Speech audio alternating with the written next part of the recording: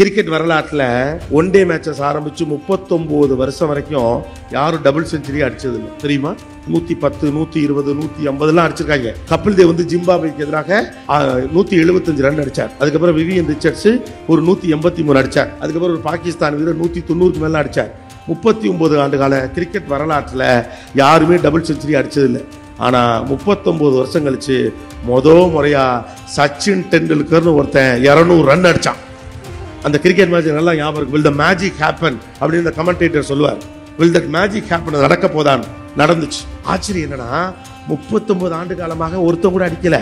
39 வருஷம் கழிச்சு ஒருத்தன் அடிச்சான்ல, அடுத்த வருஷமே சேவாக் அடிச்சான், அடுத்த வருஷமே ரோஹித் சர்மா அடிச்சான், அடுத்தடுத்து ரோஹித் சர்மா 2-3 அடிச்சு விட்டான். இப்போ உலகத்துல டபுள் செஞ்சுரி அடிச்சவன் வருஷத்துக்கு 2 பேர் அடிக்கலாம். ஏன் டபுள் செஞ்சுரி ஒன்னு அடிக்க முடியும்னு எவனு நம்பல. ஒருத்தன் அடிச்ச உன்னையும் நம்பிக்கை வந்த உன்னையும் பூரா பேர் அடிச்சு விட்டான். அவ்வளவுதான். நம்பிக்கை தான் ஜெயிக்க வைக்கும், பலம் ஜெயிக்க வைக்காது.